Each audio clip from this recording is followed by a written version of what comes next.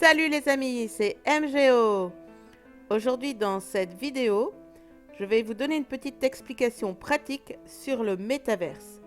Car finalement, on entend beaucoup de personnes parler du métaverse, mais elles ne savent pas vraiment ce que c'est. Alors je pense que ça vaut la peine de vous expliquer brièvement, mais avec des informations concrètes, ce que c'est. Alors pourquoi vous parlez du métaverse maintenant? Eh bien, tout simplement parce que je pense que comme tout le monde, vous avez entendu que la maison mère de Facebook a changé son nom en Meta en octobre 2021. Qu'est-ce que c'est le métaverse dont tout le monde parle? Eh bien en fait, c'est pas si compliqué que ça. Allez, c'est parti pour les explications. Tout d'abord, il faut savoir que les origines du métaverse remontent à très très loin quand même. C'était déjà en 92 par un écrivain Neil Stephenson avec son livre Samouraï virtuel.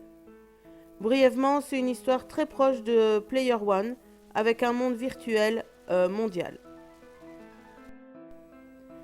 Si on parle vocabulaire, métaverse veut dire méta-univers. Un monde virtuel comme Second Life par exemple. Donc le métaverse se divise en deux parties. La réalité virtuelle, comme on la connaît, et la réalité augmentée avec un casque VR. Mais la réalité augmentée, on ne la connaît pas encore réellement comme elle est imaginée dans le métaverse. Il faut imaginer donc le monde virtuel combiné avec la réalité augmentée qui nous permettrait de sentir des objets, la chaleur, sentir des odeurs, etc. C'est une vision vraiment proche du film Ready Player One. Et c'est là, du coup, où on verra la différence entre un jeu vidéo, comme par exemple Fortnite, et un monde virtuel, comme par exemple Second Life. Mais soyons clairs, technologiquement parlant, nous ne sommes pas du tout prêts au métaverse. Alors, quelles sont les caractéristiques du métaverse imaginées par les grands acteurs du domaine? Premièrement, une identité. Ça veut dire tout simplement créer un avatar à votre effigie, comme vous le souhaitez, qu'il vous ressemble ou pas. Deuxièmement, une immersion, qu'on peut déjà vivre avec le VR, se sentir totalement immergé dans un monde virtuel, ne plus voir que ça, être coupé totalement du monde réel. Troisièmement, une économie, ce qui consiste simplement à créer une monnaie qui sera utilisée uniquement dans ce monde virtuel, une monnaie cotée en bourse par exemple. Quatrièmement, une socialisation. C'est logique, un monde virtuel doit être social, doit être rassembleur. C'est fait pour créer des liens sociaux, qu'ils soient amicaux ou amoureux. Et cinquièmement, il faut que le monde virtuel soit permanent. Avec ces 5 caractéristiques, comme vous pouvez le comprendre, nous sommes déjà très proches du jeu Second Life. Alors pourquoi autant d'acteurs dans le domaine sont intéressés par le métaverse? Eh bien, tout simplement parce qu'il y a beaucoup d'argent à se faire avec le monde virtuel. Et on parle bien de plusieurs milliards en valeur potentielle. Je vais maintenant sélectionner 3 domaines qui seront vraiment touchés, à mon avis, par le métaverse. En premier lieu, les jeux vidéo, c'est logique. Imaginez donc maintenant de jouer à Fortnite avec votre propre avatar, la propre vision de vous-même en virtuel. En deuxième lieu, imaginez maintenant un site de rencontre ou même une plateforme qui peut ressembler à Facebook, mais uniquement avec du virtuel, où on passerait du temps à discuter avec des gens dans la réalité virtuelle. Et un troisième domaine qui pourrait être aussi touché par le métaverse, c'est le shopping. Imaginez, vous faites vos courses dans une grande surface commerciale pour acheter des vêtements par exemple. Vous êtes en train de les acheter, vous pouvez les essayer, voir si ça vous va, et ensuite vous les faire livrer en réel. À mon humble avis, le métaverse pourrait bien devenir le futur d'Internet. Alors, en résumé, est-ce que le métaverse existe déjà? Hélas, nous sommes encore que dans les prémices de cette belle aventure. Bien sûr, nous avons des mondes virtuels, mais l'immersion n'est pas encore complète.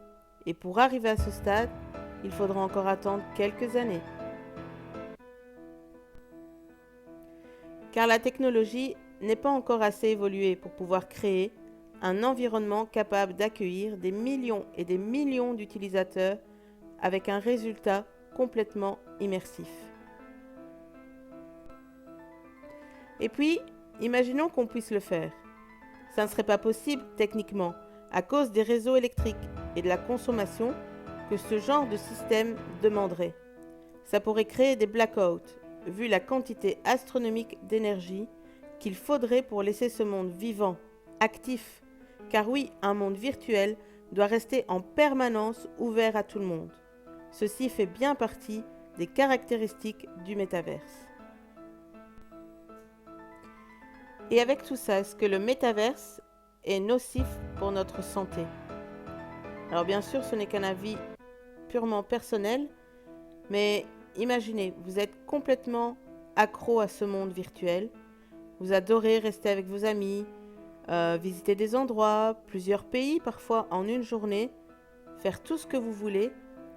Est-ce que ça ne risque pas de vous dégoûter de la vie réelle ou tout simplement de vous déconnecter de cette vie réelle?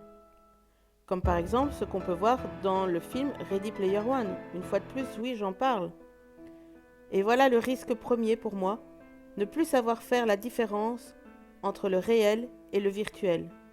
On risque peut-être de se retrouver avec des maladies psychologiques très graves. Parce que si ce monde virtuel est si exceptionnel que ça, quel est l'intérêt de vivre des choses dans le monde réel si on peut les amplifier dans le monde virtuel? Bien sûr, je ne dis pas que tout le monde sera atteint par cette addiction. Certaines personnes sauront faire la différence, ça j'en suis sûre.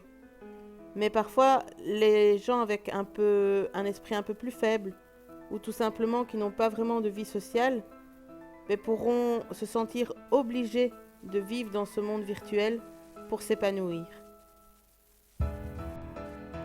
Hélas, ce genre de choses arrive déjà avec des MMORPG, mais imaginez ça dans un monde virtuel en réalité augmentée.